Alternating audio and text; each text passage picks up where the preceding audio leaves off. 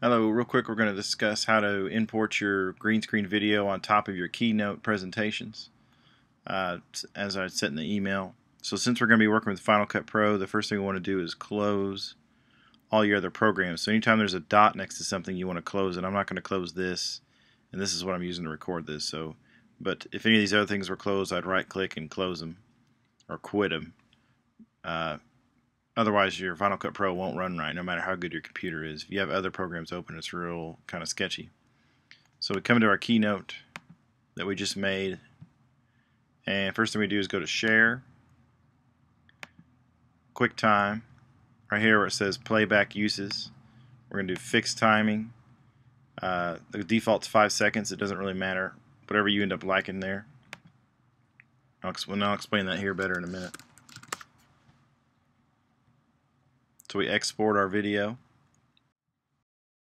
Okay, we've exported our video and we've got a new project here. Projects are like the movie you're working on or the scene you're working on, and events are a categorization of all your clips, all your files that you're going to put into the project. So you may categorize them all by date, or you may categorize them by name.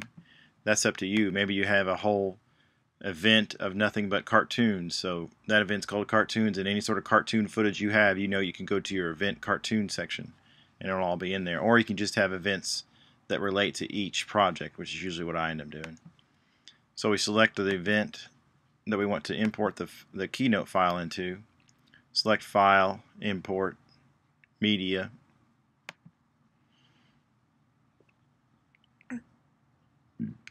And I'm here on my desktop, which is where I saved it to, and here is I called it Test.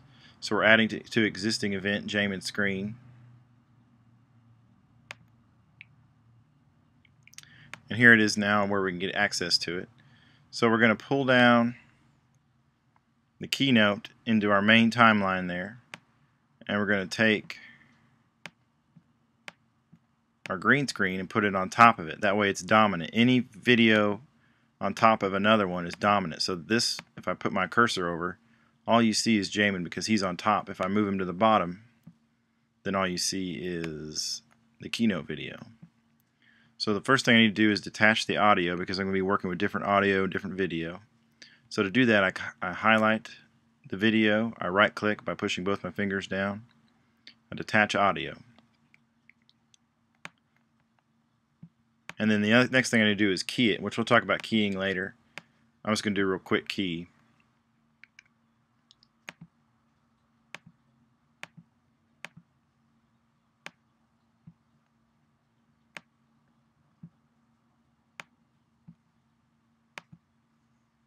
So we want Jamin talking here, but we don't want him actually being seen. So I just drag away Jamin.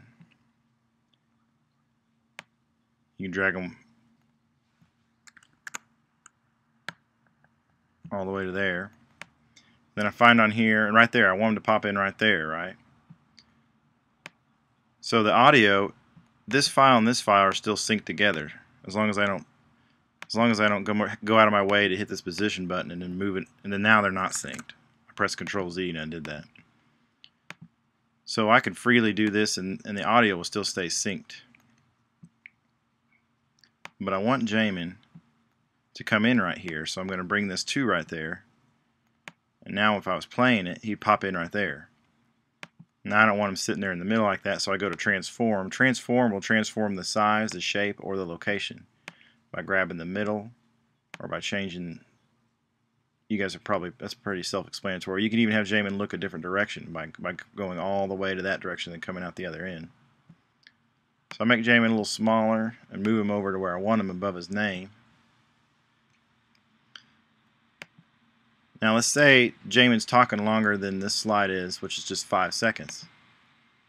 So I come back to that slide, I highlight the slide on the slide that I want in the background while Jamin's talking, and I press the Shift button and the H button as in Henry at the same time.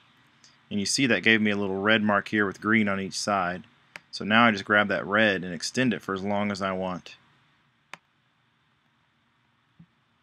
Jamin to be talking over it,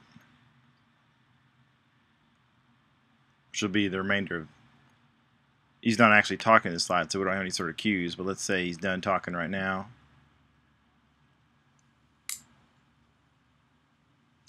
Hello. But the idea is just wherever you want it, say now we're on the next slide, and I need the next slide to stay longer than I need it. Then I press Shift H, same deal, and then I can extend it out however long I need it to match with the audio in the video. So that's it for that, and let me know if you have any other questions.